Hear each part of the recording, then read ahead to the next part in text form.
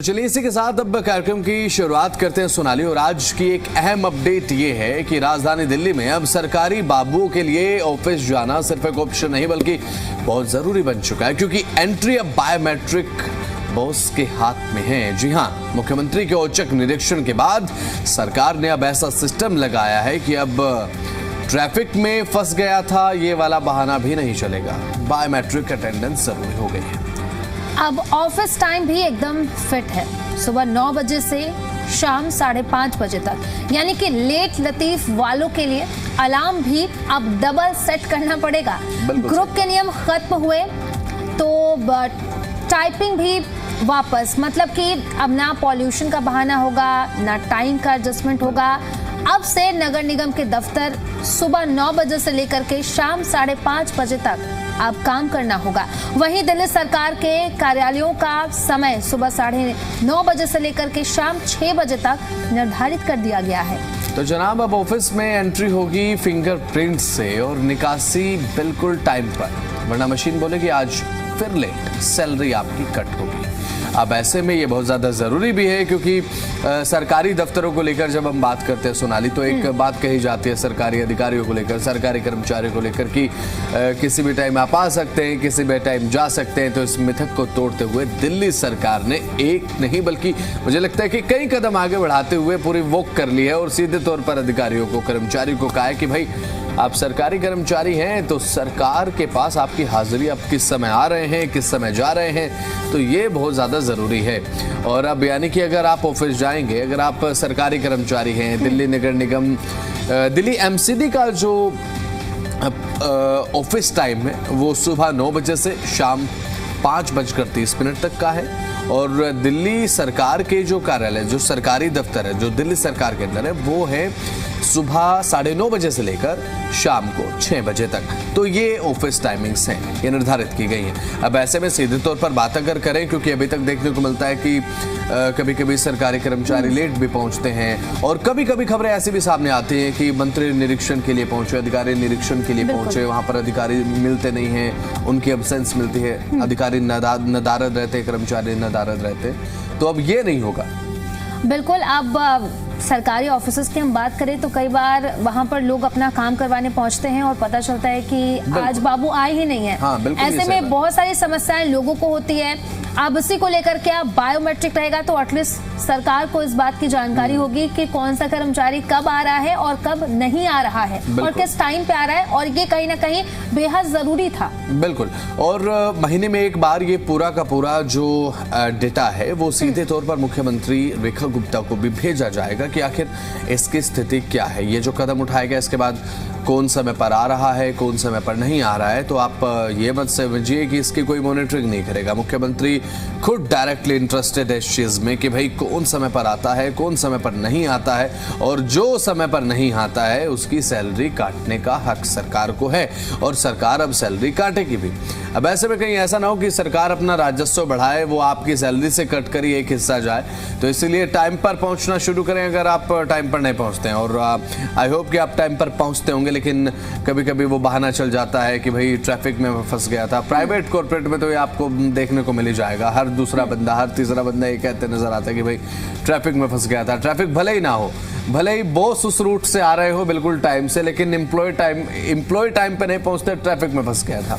लेकिन अब ये बहाना चलने वाला सरकारी दफ्तरों में नहीं है। ऑफिस में तो कॉर्पोरेट की जब आप बात करते हैं, कॉर्पोरेट में तो चलिए ठीक है, ये हर तीसरे बंदे का बहाना होता है, लेकिन सरकारी दफ्तरों में भी ये नहीं चलने वाला मुझे लगता है। बिल्कुल। और सरकारी दफ्तर की बात करें तो जो कर्मचारी हैं उनके पास अलग अलग प्रकार के बहाने भी होते हैं। आपको पता नहीं होता कि कौन कौन से बहाने वो लगा देंगे ऑफिस में। लेकिन अब साफ तौर पर, जैसा कि बसंत ने भी कहा, कि सीएम रेखा गुप्ता खुद इस बात में इंटरेस्टेड हैं जानने में कि कौन सा कर्मचारी कब पहुंच रहा है, टाइम से पहुंच रहा है, नहीं पहुंच रहा है, क्योंकि ऐसे में जो सरकारी काम है उसमें भी देरी होती है। और कई बार हम जैसे आम लोग जब हम वहाँ पे काम करवाने पहुँचते हैं तो शायद हम एक दिन नहीं, अगर 6 बार वहाँ पर जाएंगे तो शायद 6 बार में कोई एक बार वहाँ पर कर्मचारी मिलेगा, और हो सकता है कि तब भी ना मिले, तो काफी परेशानी होती थी। ऐसे में अब जो लोग हैं, आम जनता है, उनको तो इस चीज से कम निजात मिलेगा कि वो अगर जाएंगे तो वहां पर कर्मचारी मिलेंगे, और साथ ही साथ कर्मचारियों में भी अब इस बात का डर कहीं ना कहीं बना रहेगा कि अब अगर समय पर नहीं पहुंचे तो पैसे कटेंगे, और अगर ज्यादा बार लेट हुए तो शायद एक्शन भी लिया जा सकता है। बिल्कुल, और साथ ही साथ कहीं ना कहीं ये होता है कि भाई सरकारी कर्मचारी इमेज खराब ना हो जाए सरकार की नजरों में, एक वो भी इनसिक्योरिटी रहती है सरकारी कर्मचारियों को। तो चलिए इसी के साथ अब आगे बढ़ते हैं सोनाली। तो अब खबरों में आगे बढ़ते हैं। दिल्ली एनसीआर में ट्रैफिक को लेकर के एक बड़ी अपडेट सामने आई है। दिल्ली ट्रैफिक पुलिस ने न्यू रोहतक रोड के लिए अहम एडवाइजरी जारी की है, जिसे जानना हर वाहन चालक यानी कि जो भी इस रास्ते से गुजरते हैं उनके लिए बेहद जरूरी है। दरअसल दिल्ली ट्रांसको लिमिटेड द्वारा 220 केवी अंडरग्राउंड केबल बिछाने का काम किया जा रहा है, और ये काम जो है 9 अप्रैल से यानी कि कल से शुरू हुआ है, और ये काम जो है वो 17 मई 2026 तक चलेगा। इस दौरान न्यू रोहतक रोड पर लिबर्टी सिनेमा से कमल टी पॉइंट तक सड़क कटाई और बैरिकेडिंग की जाएगी।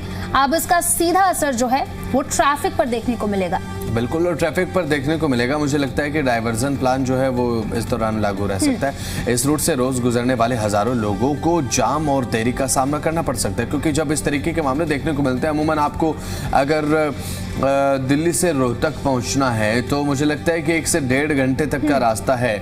लेकिन अब अगर ऐसा होता है, क्योंकि यहाँ से आवाजाही बहुत है जो अभी आपने बताया सोनाली, और आवाजाही क्योंकि जो अगर दिल्ली को दिल्ली का कोई व्यक्ति है, दिल्ली से किसी को अगर जाना है, किसी इंडिविजुअल को रोहतक, तो अमूमन 1 से 1.5 घंटे तक का समय लगता है। लेकिन यहाँ पर जहाँ की आपने अभी फिलहाल जिक्र किया, जहाँ पर ये कट लगाया जाएगा, जो लाइंस बिछाने की बात आपने कही है, वहाँ पर मुझे लगता है कि बहुत ज़्यादा ट्रैफिक रहता है। और अगर ऐसा हुआ तो सीधे तौर पर, क्योंकि अभी ये 9 अप्रैल से 17 मई 2026 तक चलने वाला है, यानी कि आप मानकर चलिए मोटा मोटा कि 1 से सवा महीने तक चलेगा। तो इस दौरान मुझे लगता है कि ट्रैफिक जैम की कंडीशन तो बनेगी। और इस दौरान न्यू रोहतक रोड पर लिबर्टी सिनेमा से, जैसा कि बताया सोनाली ने, कमल टी पॉइंट तक सड़क कटाई और बैरिकेडिंग की जाएगी, और यानी कि ट्रैफिक डाइवर्जन जो है इस दौरान देखने को मिलेगा।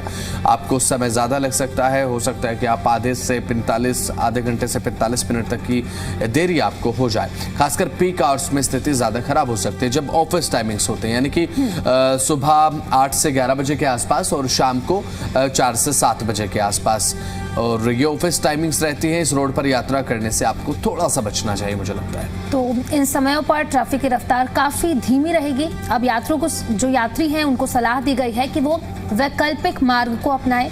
कमल टी पॉइंट की ओर जाने वाले वाहन चालक देशबंधु गुप्ता रोड का इस्तेमाल कर सकते हैं। इससे समय और परेशानी दोनों बच सकती है, और ये रोड दिल्ली एनसीआर के कई महत्वपूर्ण इलाकों को भी जोड़ता है, इसलिए यहाँ ट्रैफिक का दबाव जो है वो हमेशा ज्यादा रहता है।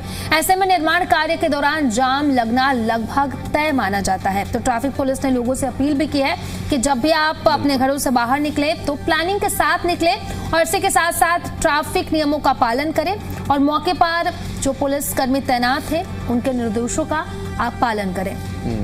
और अभी फिलहाल जिस तरीके से हमने ये अपडेट बताया, अगर आपको रियल टाइम ट्रैफिक अपडेट चाहिए तो आप ट्रैफिक पुलिस की वेबसाइट पर जाकर थोड़ा चेक कर सकते हैं कि भाई जाम की कंडीशन क्या है। गूगल मैप्स पर आप डाल सकते हैं, कहीं ऐसा तो नहीं है कि आपको ट्रैफिक जैम का बहुत ज़्यादा सामना करना पड़ जाए। तो चलिए इसी के साथ अब खबरों में आगे बढ़ते हैं। तो अगली खबर का रुख करते हैं भाई, और ये मुझे लगता है कि स्टूडेंट्स के लिए बहुत ज़्यादा स्पेशल खबर है।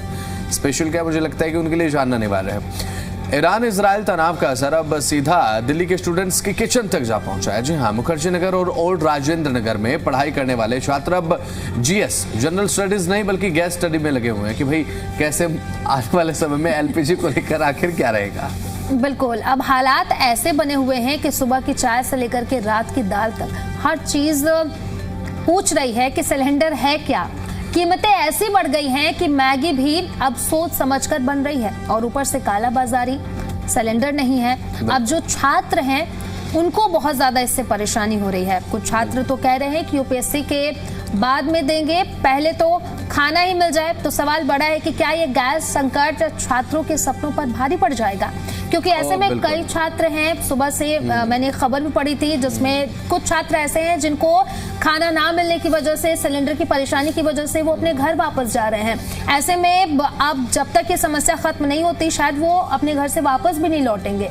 बिल्कुल सोनाली, आपने ठीक कहा। देखिए, छात्रों के पास होता क्या है ना कि बहुत लिमिटेड अमाउंट ऑफ मनी होती है जब वो किसी एग्जाम की प्रिपरेशन कर रहे होते हैं। परिवार की तरफ से, मम्मी पापा की तरफ से मिलते होंगे 10 से 15 हज़ार रुपए अगर उनको मिलते हैं। आप उसमें आप अपना रेंट भी निकालते हैं, अपनी जो स्टडी मटेरियल है उसका इंतज़ाम भी आपको करना पड़ता है। टाइम टू टाइम आपको किताबें भी खरीदती हैं, स्टडी मटेरियल खरीदना है, अपने खाने पीने का ख्याल रखना है, आप बाहर रह रहे हैं, है ना। अब ये बहुत सारी ऐसी लाइबिलिटीज़ होती हैं, बहुत सारे ऐसे खर्चे होते हैं जो जिनका ध्यान रखना पड़ता है। 10 से 15 हज़ार का खर्चा 25 हज़ार तक पहुँच रहा है, छात्र खुद बताते हुए नजर आए। हमने कल सुनवाया भी था, और उसमें छात्र कह रहे हैं हमें 15 हज़ार रुपये पर मंथ पड़ता था, वो अब 25,000 हो चुका है। इसका कारण ये है कि 1 किलो LPG जो खरीदनी पड़ रही थी पहले, जो मिलती थी, वो अब 400 से 500 रुपए पर केजी मिल रही है अगर आप भरवा रहे हैं। तो ये बहुत ज़्यादा कॉस्टली पड़ रहा है as compare to previous time. अब ऐसे में सीधे तौर पर एक बड़ी चुनौती तो छात्रों के सामने आई, और कुछ छात्र भी ये सोच रहे हैं कि भाई UPSC की तैयारी तो हम कर लेंगे, लेकिन पहले खाने का जुगाड़ किया जाए, क्योंकि रेस्टोरेंट्स में जहाँ जा रहे हैं, बाहर अगर थाली 60 रुपये में अमूमन खाता है एक नॉर्मल छात्र की, भाई उसे पैसे भी बचाने हैं, उसे किफ़ायती खाना खाना है। 4 रोटी दाल सब्जी चावल उसे अगर 60 रुपये में मिल रहा था, वो अब 100 रुपये में मिल रहा है। तो आप ये मानकर चलिए कि 40% का एकदम इजाफा हो गया एक समय के खाने में। अगर 2 समय भी एक छात्र खाना खाता है, क्योंकि पैसे बचाने के लिए कई ऐसे छात्र होते हैं कि जो खाना कम कर देते हैं लेकिन पढ़ाई लगातार करते रहते हैं, क्योंकि उनकी प्राथमिकता पढ़ाई होती है। लेकिन वो खाने का खर्च भी अगर इस तरह से बढ़ जाए कि आपको वो 4 टाइम के बराबर पढ़ने लगे, तो मुझे लगता है कि भाई तो ये नाइंसाफी है छात्रों के साथ, इतनी दूर रहना, पढ़ाई करना। इससे अच्छा तो आप घर में पढ़ाई कीजिए, आपके ऊपर अननेसेसरी प्रेशर भी नहीं होगा, और अपने माँ बाप के पास भी आप रहेंगे। बिल्कुल। अब कई सारे ऐसे छात्र हैं बसंत, जो सिर्फ एक सपना लेकर के आते हैं, बहुत ही गरीब परिवार से बिलोंग करते हैं, सिर्फ पढ़ाई करने के लिए बाहर रह रहे हैं। अब ऐसे में उनकी जो मुश्किलें काफ़ी ज़्यादा बढ़ गई हैं, क्योंकि जो छोले चावल, चलो इंसान सोचता है कि छोले चावल खा के रह ले, जो 40 रुपए में पहले मिलता था, आज जो रेट है वो 60 और 65 रुपए कर दिया गया है। ऐसे में छात्र जो है, अगर वो सोच रहे हैं कि ठीक है अगर सिलेंडर नहीं मिल पा रहा है तो बाहर से खा लेते हैं, लेकिन उनके लिए वो भी वाजिब नहीं है, क्योंकि वो भी बढ़ा दिया गया है। अच्छा, ये बताइए आपको क्या लगता है कि आने वाले समय में ये प्रॉब्लम क्या सोल्व होने की तरफ बढ़ रही है क्या? अब देखने वाली बात होगी कि क्या हालात बनते हैं मिडिल ईस्ट में, क्योंकि अभी तो सीज फायर अब आने वाले दिनों में देखने वाली बात होगी कि आगे क्या हालात बनते हैं वहाँ, क्योंकि उसका असर तो सीधे तौर पर यहाँ भारत में देखने को मिल रहा है। लेकिन मुझे लगता है कि ये सीज फायर का ना कोई बहुत ज्यादा फायदा हो नहीं रहा है। वो इसीलिए नहीं हो रहा है क्योंकि देखिए स्ट्रेट ऑफ हॉर्मुज, क्योंकि ये वो रास्ता है, समुद्री रास्ता है, स्ट्रेट ऑफ हॉर्मुज अभी खुला नहीं है। हाँ। जब ये बात हुई थी अमेरिका इजराइल और ईरान के बीच में सीज फायर को लेकर जब बात हुई थी, तो ये बात कही गई थी कि भाई हम स्ट्रेट ऑफ हॉर्मुज खोल देंगे, LPG जो है वो जा पाएगी। लेकिन उसके बाद हुआ ये कि सीज फायर की बात में एक जो पेच फंसा है वो इजराइल की तरफ से पेच फंस गया है लेबनान को लेकर, क्योंकि सीज फायर की बात हुई इजराइल, अमेरिका और ईरान के बीच में। लेबनान का कहीं कोई जिक्र नहीं था। ईरान का सीधा सा ये स्टैंड है कि भाई लेबनान पर भी आप कोई हमला नहीं करेंगे, लेकिन इजराइल इसके लिए मान नहीं रहा है। अब ईरान ने स्ट्रेट ऑफ हॉर्मुज नहीं खोला है, इसके चलते LPG क्रॉस नहीं हो रही है। तो आने वाले समय में कितनी जल्दी ये संकट सुलझ पाएगा ये कहना अभी बहुत ज्यादा जल्दबाजी होगी। तो अभी फिलहाल अपना इंतजाम करके रखिए। अभी वही बात है कि भाई सवारी अपने सामान के खुद जिम्मेदार है। बिल्कुल। अब चलिए इसी के साथ हम खबरों में आगे बढ़ते हैं। दिल्ली NCR में रोज सफर करने वाले लाखों लोगों के लिए एक बड़ी खुशखबरी सामने आई है। अगर आप भी कालिंदी कुंज के जाम में कभी फंसे हैं तो ये खबर आपके लिए गेम चेंजर है। क्या आप कभी फंसे हैं बसंत? ये तो एक ऐसी जगह सोनाली आपने बताई है कि भाई यहाँ पर मुझे लगता है कि दिल्ली में रहने वाले कभी ना कभी तो फंसते हैं, यहाँ से निकल कर जा तो नहीं सकते। अगर आप दिल्ली में रहते हैं, हार्डकोर दिल्ली में रहते हैं, है ना, अगर आप फरीदाबाद की तरफ जाने के लिए सोचते हैं, आप गुरुग्राम की तरफ जाने के लिए सोचते हैं, तो कालिंदी कुंज का जाम तो भाई आपके लिए बहुत ज़्यादा फ्रेंडली होगा और आपको आदत हो गई होगी, है ना। एक न्यू नॉर्मल मुझे लगता है कि जाम की कंडीशन कालिंदी कुंज वाली तो बन चुकी है, लेकिन घंटों तक क्लच ब्रेक दबाते हुए गाड़ियों की लंबी लाइनों में फंसना मुझे लगता है कि वाहन चालकों की अब आदत में शुमार हो चुका है। बिल्कुल, क्योंकि national highway authority of India यानी कि NHAI ने कालिंदी कुंज फ्लाईओवर के बड़े प्रोजेक्ट को मंजूरी दे दी है। आप समझते हैं कि पूरा मामला क्या है? तो देखिए, कालिंदी कुंज जो दिल्ली और नोएडा के बॉर्डर पर पड़ता है, ये एक ऐसा जंक्शन है जहां पर हर रोज लाखों गाड़ियां टकराती हैं, गुजरती हैं, टकराती भी हैं। सही बात है, बिल्कुल आप। नोएडा, फरीदाबाद, बदरपुर और सेंट्रल दिल्ली से आने वाला ट्रैफिक सब एक ही जगह पर फंस जाता है और नतीजा होता है घंटों लंबा जाम। लेकिन जब से मुंबई एक्सप्रेसवे खुला है, फरीदाबाद से नोएडा जाने वाले वाहनों की संख्या और भी बढ़ गई है, जिससे हालात और भी खराब हो गए हैं। लेकिन अब जो प्लान तैयार हुआ है वो इस पूरे जंक्शन को बदलने वाला है। क्या कुछ प्लान है, ये जरा हमारे दर्शकों को बता दीजिए। बिल्कुल, और इस प्रोजेक्ट के तहत होगा क्या वो हम आपको बताते हैं। 2 बड़े लूप फ्लाईओवर बनाए जाएंगे। पहला फ्लाईओवर, नोएडा से आने वाली गाड़ियां बिना रुके सीधे फरीदाबाद की ओर एक्सप्रेसवे की तरफ निकल जाएंगे। इससे होगा ये कि वाहन स्टक नहीं होंगे नीचे, जो अभी देखने को मिलता है आपको। और दूसरा फ्लाईओवर फरीदाबाद और एक्सप्रेसवे से आने वाली गाड़ियों के लिए बनेगा। सीधे नोएडा पहुंच जाएंगी गाड़ियां बिना जाम में स्टक हुए। तो सीधे पर बात अगर करें सीधे तौर पर, तो यानी कि सिग्नल्स का झंझट खत्म होगा, यानी कि पूरा कालिंदी कुंज जंक्शन सिग्नल फ्री हो जाएगा। सोचो, जगह पर घंटों जाम का सामना आपको करना पड़ता है, वहीं कल मिनटों में सफर आपका पूरा होगा। कल नहीं होगा, आने वाले समय में होगा। इसका मतलब ये है कि यहाँ पे सोचकर चले कि कल हम जाम में नहीं फंसेंगे, तो भाई ऐसा नहीं होगा। और सिर्फ यही नहीं, मौजूदा रोड को भी चौड़ा किया जाएगा और आसपास के कनेक्शन जैसे खादर पुलिया को भी बेहतर बनाया जाएगा। और सबसे बड़ा सवाल यह है कि किसे फायदा होगा। तो रोजाना करीब 6 लाख लोग इस जाम से परेशान होते हैं और सीधे तौर पर 2 लाख लोग इस रास्ते से गुजरते हैं। लेकिन असली फायदा होगा करीब 2 करोड़ लोगों को, जो दिल्ली, नोएडा, ग्रेटर नोएडा और फरीदाबाद में रहते हैं और जो घंटों जाम का सामना हर दिन करते हैं। बिल्कुल, ये प्रोजेक्ट पहले 2025 में प्रस्तावित हुआ था, यानी कि पिछले साल, लेकिन अब आखिरकार इसे मंजूरी मिल गई है। देर आए दुरुस्त आए वाली बात है और अब ये इम्प्लीमेंटेशन स्टेज में पहुंच चुका है, यानी कि एग्जीक्यूशन जल्द होगा। हालांकि अभी इसकी फाइनल टाइमलाइन आने में तो समय लग सकता है, लेकिन उम्मीद है कि जल्दी काम शुरू हो जाएगा। अगर ये फ्लाईओवर बन जाता है तो आपकी चांदी चांदी अगर आप कालिंदी कुंज के जाम में फंसते हैं, जाम सिर्फ एक पुरानी याद बनकर यहाँ पर रह जाएगा, ये मान लीजिए, और लोग सिग्नल फ्री रोड पर फराटा भरते नजर आएंगे। लोग नहीं, मुझे लगता है गाड़ियां फराटा भरती हुई नजर आएंगी।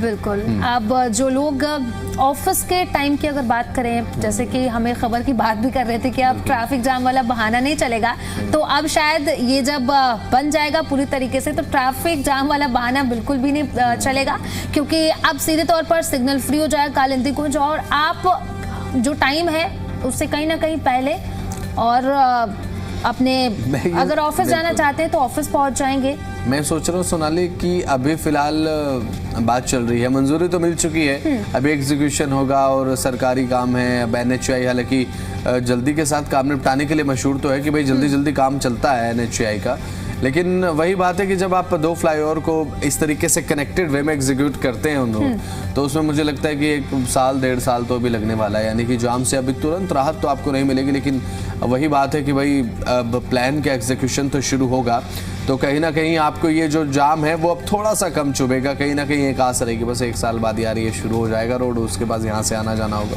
तो बस वो माथापच्ची आपकी थोड़ी खत्म हो जाएगी। हालांकि अभी फिलहाल आप ब्रेकफास्ट जो है वो जाम में ही करते रहिए 1-1.5 साल तक, मुझे लगता है कि इतना टाइम आपके पास रहने वाला है। बिल्कुल। अब अगर आप ऑफिस से घर की ओर जाते हैं और मुझे लगता है 5, 5:30 के बाद अगर आप कालिंदी कुंज से गुजरते हैं तो आप आराम से स्नैक्स भी जो है आप आराम से बैठे हुए कर सकते हैं। सही बात है। आराम से शाम का जो स्नैक्स है वो आप कार में रखिए और वहां से खाते हुए निकल जाइए, क्योंकि मुझे लगता है कि डिनर के टाइम में आप घर तक पहुंच जाएंगे। हाँ, बिल्कुल सही कहा आपने। तो चलिए इसी के साथ अब आगे बढ़ते हैं, मौसम को लेकर बात करते हैं, क्योंकि मौसम जिस तरीके से पिछले कुछ समय से अपने रंग बदल रहा है, मुझे लगता है कि आपने वो बात सुनी होगी, बड़ा बेईमान है मौसम, और सच में पिछले कुछ दिनों से तो ये कहावत बिल्कुल सिद्ध हो रही है। सुबह होती है एक चमकते सूरज के साथ, लेकिन दोपहर होते होते बादल और शाम होते होते बारिश, और फिर उसके बाद एक ठंड का आलम रात के समय हो जाता है। यानी कि आप सारी ऋतु जो है वो एक ही दिन में देख लेते हैं। कुछ दिन पहले बारिश हो रही थी, तापमान भी सामान्य से कम था और लोगों को हल्की सी ठंड का एहसास भी था, लेकिन अब धीरे धीरे धीरे धीरे धीरे धीरे मौसम बदलने लगा है। अब गुरुवार यानी कि अगर कल की बात करें तो तापमान में बढ़ोतरी शुरू हो गई थी और अब लोगों को फिर से गर्मी महसूस होने लगी है। मतलब कि जो ठंडक थी वो अब कहीं ना कहीं अब खत्म हो रही है। अगर तापमान की बात करें, अगर कल की बात करें तो अधिकतम तापमान 30 डिग्री सेल्सियस तक दर्ज किया गया था। ये भले ही सामान्य से थोड़ा कम है, लेकिन बुधवार के मुकाबले इसमें अच्छी खासी बढ़ोतरी हुई है। और बिल्कुल तापमान में बढ़ोतरी तो हुई है सोनाली, लेकिन कुछ दिन पहले हम देख रहे थे कि लोग एसी चला रहे थे, एसी का सहारा लोग ले रहे थे, लेकिन अभी फिलहाल इतनी भी बढ़ोतरी तो नहीं हुई है कि भाई लोग एसी का सहारा लेने लगे हैं ना। अब खाली फैन में काम चल जा रहा है, मुझे ऐसा लगता है कई कई इलाकों में, अगर आप बहुत ज्यादा एसी में रहने के आदी नहीं है तो। बिल्कुल, अब आगे क्या होगा वो भी जरा हम आपको बता देते हैं। मौसम विभाग के मुताबिक अगर बात करें तो शुक्रवार को यानी कि आज जो है वो तापमान बढ़ेगा। दिन का तापमान करीब 33 डिग्री तक जा सकता है और रात का तापमान जो है वो लगभग 17 डिग्री के आसपास रहेगा। यानी कि जो मौसम का लुत्फ हम उठा रहे थे वेस्टर्न डिस्टर्बेंस की वजह से, अब कहीं ना कहीं अब आने वाले दिनों में नहीं उठा पाएंगे, क्योंकि अब चिलचिलाती धूप होगी बाहर और दोपहर के वक्त बाहर जाने से भी लोग डरेंगे। और मुझे लगता है कि गर्मी तो वेट इस चीज का कर रही है भाई कि हम पूरी ताकत के साथ वापसी करेंगे। होता है ना कि मैं लौटूंगा और मैं स्ट्रोंग होकर लौटूंगा। अब गर्मी आई थी, फिर उसके बाद चली गई, उसके बाद मौसम ने दिखाया जिस तरीके से रंगा, मुझे लगता है कि गर्मी वापस होकर लौटेगी अच्छे तरीके से। और आपको ये बताया कि गर्मी आखिर है क्या। लेकिन अभी फिलहाल जिस तरीके से मुझे लगता है कि मौसम को लेकर हम अंदाज़ा तो लगा रहे हैं कि हो सकता है कि गर्मी अब आ जाए, लेकिन मौसम को लेकर पिछले कुछ समय में जितनी भविष्यवाणियां हुई हैं, मौसम ने उन सभी को गलत भी साबित किया है। तो मौसम को लेकर तो आपने वो डायलॉग सुना होगा, वही होगा जो मंजूर खुदा होगा, तो एक वो वाली बात है। खास बात तो ये है कि भाई आसमान आज साफ रहने वाला है, यानी कि बारिश की संभावना फिलहाल तो नहीं है। अगर आप टू व्हीलर पर निकल रहे हैं देन आप टेंशन फ्री रह सकते हैं और थोड़ी राहत तो आपको मिलेगी, लेकिन धूप का असर भी आपको देखने को मिलेगा।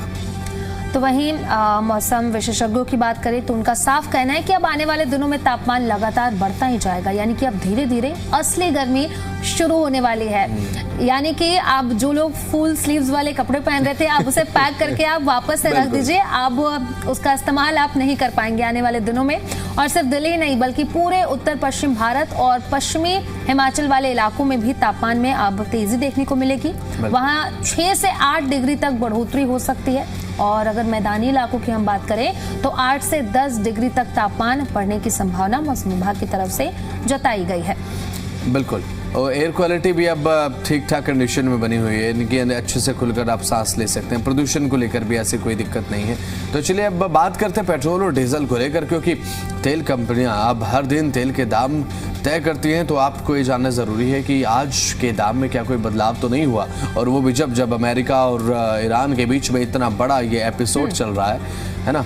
और पेट्रोल और डीजल के दाम आपको बताते हैं, और ये दाम आज के जो हैं, आज दिल्ली में पेट्रोल के जो दाम है 94 रुपये 77 पैसे प्रति लीटर और डीजल के दाम 87 रुपये 67 पैसे प्रति लीटर, सीएनजी के दाम 77 रुपये 9 पैसे प्रति किलोग्राम के हिसाब से आप देखने को मिल रहे हैं। अगर नोएडा की बात करें तो पेट्रोल की कीमत है 94.74 प्रति लीटर के हिसाब से, डीजल की कीमत है 88.00 प्रति लीटर के हिसाब से, और सीएनजी की कीमत की बात करें तो ये है 85.70 प्रति किलोग्राम के हिसाब से। गुरुग्राम की बात करें तो पेट्रोल की कीमत है 95.36 प्रति लीटर के हिसाब से, और डीजल की कीमत की बात करें तो 88.09 प्रति लीटर के हिसाब से, और सीएनजी की कीमत की अगर बात करें तो 82.12 प्रति किलोग्राम के हिसाब से।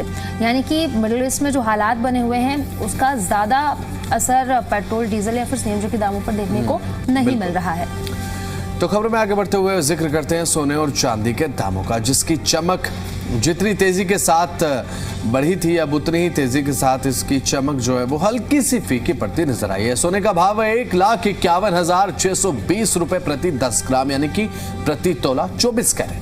वहीं अगर चांदी की कीमत की बात करें तो ये है 2,54,900 रुपए प्रति किलोग्राम के हिसाब से। यानी कि ज्यादा कुछ बदलाव तो मुझे देखने को नहीं मिल रहा है। जिस तरीके से चांदी की कीमत जो है एक समय था जो 4 लाख के पार था, ऑल टाइम हाई पे था, लेकिन अभी फिलहाल 2,54,900 रुपए प्रति किलोग्राम के हिसाब से बना हुआ है।